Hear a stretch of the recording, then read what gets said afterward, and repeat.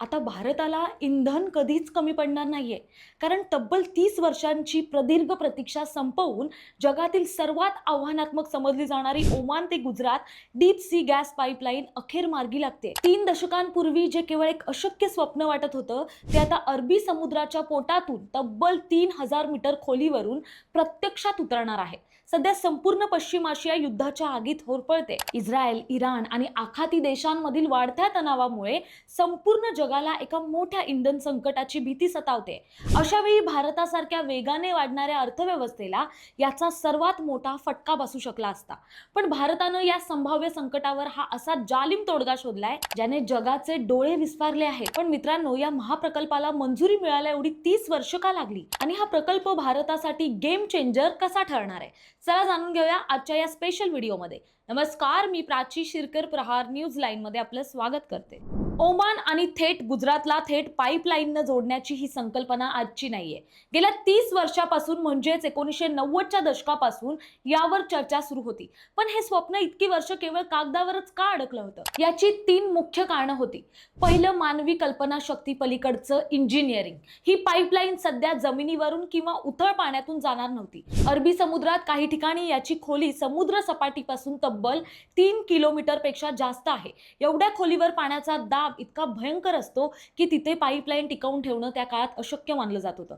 दुसरं, तंत्रज्ञानाचा अभाव. 90व्या दशकात समुद्राच्या तळाचा अचूक अभ्यास करणारे आणि अशा हाय प्रेशर झोनमध्ये काम करू शकणारे तंत्रज्ञान भारताकडे किंवा जागतिक स्तरावरही उपलब्ध नव्हते.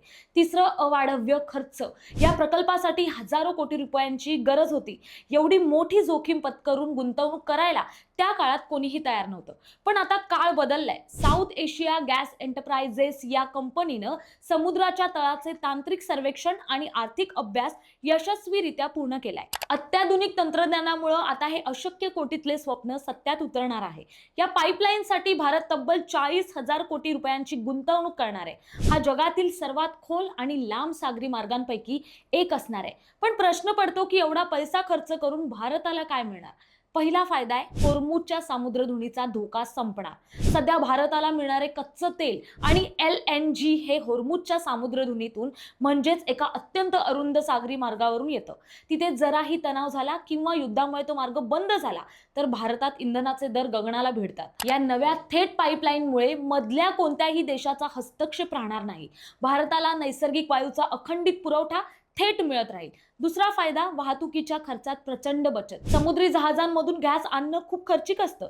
या पाईपलाईनमुळे गॅस वाहतुकीचा खर्च प्रति MMBTU म्हणजेच दशलक्ष ब्रिटिश थर्मल युनिट मागे सुमारे 2 ते $2.25 कमी होणार आहे. त्यामुळे भारतीय उद्योग आणि ग्राहकांसाठी गॅस स्वस्त होऊ शकतो. तिसरा फायदा, क्लीन एनर्जी आणि आर्थिक सुबत्ता. भारत सध्या कोळशावरील अवलंबित्व कमी करून गॅस बेस्ड इकॉनॉमी बनण्याचा प्रयत्न करत आहे. या पाईपलाईनमुळे भारताला हक्काचा आणि सुरक्षित नैसर्गिक वायू मिळेल, ज्यामुळे आपल्या देशातील खत कारखाने, वीज प्रकल्प आणि घरगुती CNG पुरवठ्याला मोठी ताकद मिळेल. थोडक्यात सांगायचं तर हा प्रकल्प केवळ पैशांचा खेळ आणि इंजिनिअरिंगचा चमत्कार नाहीये, तर भारताची ऊर्जा सुरक्षा कायमची मजबूत करणारी एक ढाल आहे.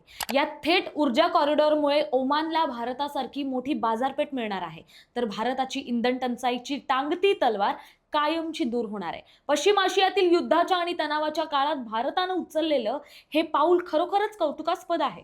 भारताची ही ऐतिहासिक ऊर्जा क्रांती तुम्हाला कशी वाटली? कमेंट करून नक्की सांगा. व्हिडिओ आवडला असेल तर लाईक, शेअर आणि प्रहार न्यूज लाईनला सबस्क्राईब करा. धन्यवाद.